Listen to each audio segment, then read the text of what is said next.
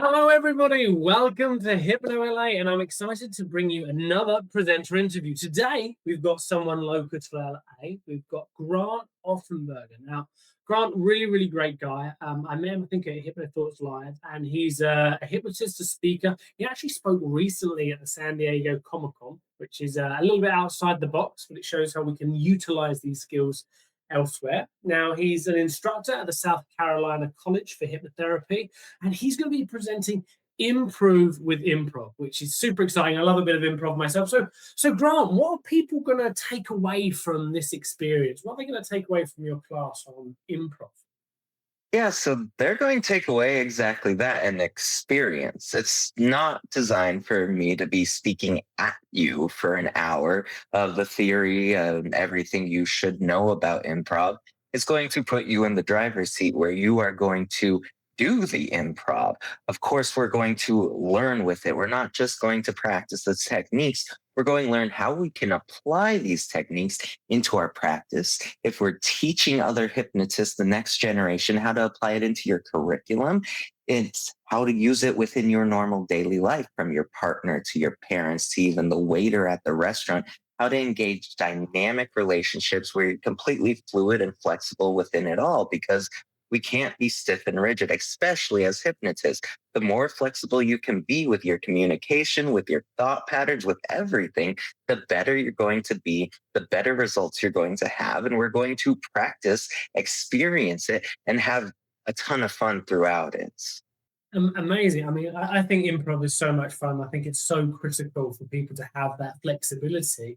But how did you fall into the whole world of improv? So the way I fell into it was a pretty interesting reason. I figured that I should listen to other hypnotists. I should seek out my heroes in the industry, everyone I admired and idolized, and listen to everything they tell me. And two people specifically told me, if you want to be the best hypnotist, you have to take an improv class. And those two people were David Snyder and Richard Bandler. They both told me that. And so I figured, well, I listen to everything they tell me. So if both of them are telling me this, I better listen. So I ended up finding my local improv class, making sure I could trust that this teacher was going to be one of the best that could teach me. And they were all very surprised on day one when I came in. They asked, "What do you want to learn this for?" Everyone else said they wanted to be actors or do improv. And I said, "I want to be a good hypnotist." And they had no idea why I was even there. But I followed it through, took all the classes, was on stage learning and practicing and then performing in front of strangers. And everyone loved it. And I've taken all of these learning experiences and applied it into my own style and my own practice, working with clients and using these techniques. More importantly, using these techniques for my students to watch them change so rapidly, because it's a bit intimidating. These techniques, these things we learn as hypnotists, these styles and language patterns and everything can be a bit overwhelming, especially when they're coming in and they're under the mindset that they're going to be learning scripts, and that's not the case. It can make them feel a bit insecure.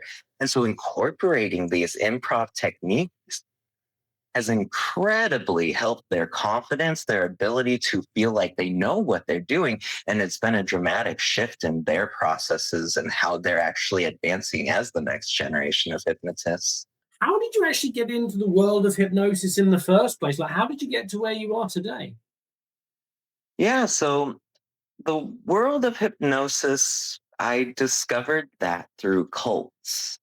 I Okay. uh I was very much into cults, still am. That was actually my presentation at a conference that I met you at. But I like to research cults.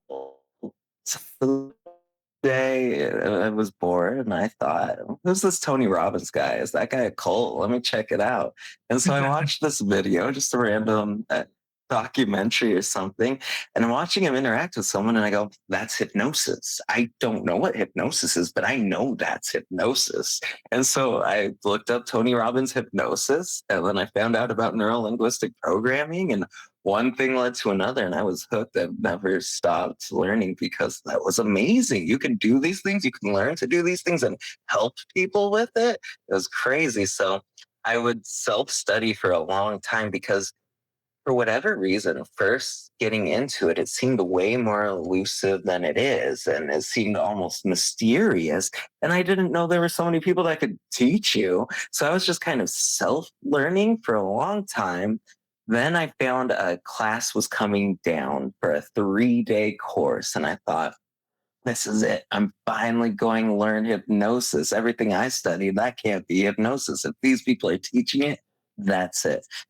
And so I took that 3 day class and it taught me a script. It taught me certain things that I still take to this day that have really shaped the foundation of how I practice. But of course, in 3 days, you're not going to learn everything by any means. But what I had done was I wrote down every single word I didn't know. I didn't know what an Elman was, but I wrote it down. And so when I looked up Elman, I found the Dave Elman induction. And I was amazed by one of the teachers teaching it on a YouTube video. And he just happened to find me on Facebook. I was like, oh, I saw your video. I loved it. I found David Snyder's videos. I found Jason Linette's videos. I found all these different people teaching, and I was amazed. And that's when I got into the world of hypnosis because I made contact with these people and I could actually learn things that I didn't know there was to learn. And so that's how cults started my world of hypnosis. I love it. Yeah, cult's definitely an interesting thing. So if you've had any cult experiences, I definitely recommend talking to Grant at the conference, I'm sure. He can open your eyes to a whole different way of looking at those things. But you're coming to Hypno LA. What made you decide to come along? What made you decide to be part of this great experience? So originally, I was just excited that there was a hypnosis conference happening in Southern California because that's where I live. And for a while now, I was thinking, why is there not one in Southern California? Everyone's here. And if they're not here, they're going to be happy to come here. Why is there not one? I was thinking of how to do one, but such an expense, such a risk. And I didn't think that I was ready for that, but I had in the back of my mind. And then I saw, oh, good, I don't have to do it. One's happening here. Great. And then I noticed you were a part of it. And I know you. We got to interact even more at the conference in Chicago. And I really enjoy you, appreciate you as a person. So I was really on board. People I like are doing one next door from me. I'm sold. So, of course, it was a no brainer to sign up to speak on our topic that I've been studying for a while now that I think will really help people. So much of what people are teaching or new developments are variations of things we already know. And so, to a degree, most things I would assume are not things that I could teach that the average person at a hypnosis conference wouldn't know. So, where I wanted to be able to provide value is bringing things from outside hypnosis into hypnosis. So, bringing my investigative pieces into cults into hypnosis, bringing my exploration into improv into hypnosis. And so, I was really excited to be able to bring some sort of value to it and to try to bring other people I know within the area to come see the conference. It's going to be really great, and I'm so glad you're going to be there. Actually, Saturday evening we're going to have a bit of an interesting event, and there's going to be opportunity for people who do want to do practice in the evening. And there's probably going to be aspects of improv from like making up inductions, that kind of stuff. So it's really about that hands-on application, and I love how your approach has sort of come from that way of doing, learning, and yeah, really putting it into practice. So, what advice would you give budding hypnotherapists, new or experienced? What words of wisdom do you have that you'd like to share with the community? I suppose if I were to provide words of wisdom, what would help me when I was first starting out is to accept that things are simple. And I see that even with my students, is that we put techniques or things like if someone loves past life regression or something like that, we'll put it on a pedestal. So when the technique itself is simple, kind of reject that that's the way I do it. No, I must be missing something because that's too simple. It has to be more difficult than that. When it's actually, it can be very simple. Even helping your client can be simple oftentimes. But they will know the answer better than you. And so to accept that things are simple, solutions can be simple, life can be simple, it can really help you in your studies and your practice and in your growing within the field. Amazing. Yeah. Overcomplication is an enemy of many.